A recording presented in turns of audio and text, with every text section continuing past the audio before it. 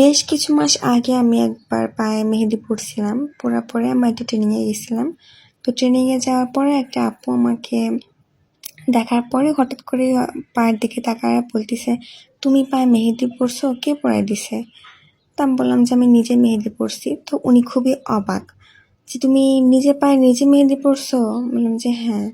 তো উনি অনেকক্ষণ আমাকে আমার পা দেখতেছিল, দেখার পরে বলতেছে, তুমি কিভাবে আঁকাইলে? নিজের পায়ে নিজে মেহেদি দেওয়াটা তো অনেক কষ্টের, তুমি এটা কি করে ডিজাইন করলে?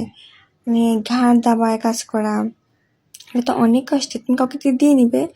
তো মানে বললাম যে আমি তো নিজে মেহেদি পড়তে পারি, তাহলে আমি কাউকে কি করে বলবো যে আমার পায়ে নিজে অন্য কাউকে বলবো যে আমার পায়ে মেহেদি দিয়ে দেন?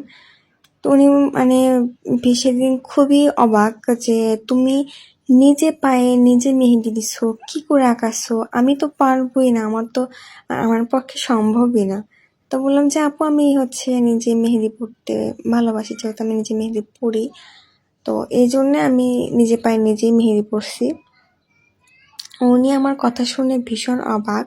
তো আমি যখনই পায়ে মেহেদি পড়ি না কেন, তখনই মানে ওই আপুটার কথা আমার মাঝে মধ্যেই মনে হয় যে কোনো একটা মানুষ আমাকে ভীষণভাবে অবাকভাবে দেখছিল যে পায়ে মেহেদি পরা যায়। মানে ওনার ধারণা ছিল যে নিজের পায়ে নিজে মেহেদি পরা যায়, যেহেতু মানুষ যেখানে নখ কাটতেই হিমশিম খায়, পায়ে মেহেদি পরা তো দূরের কথা।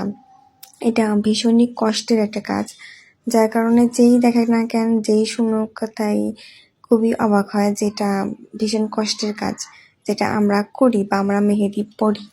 তারপরেও অনেক কষ্টের পর মেহেদি পরা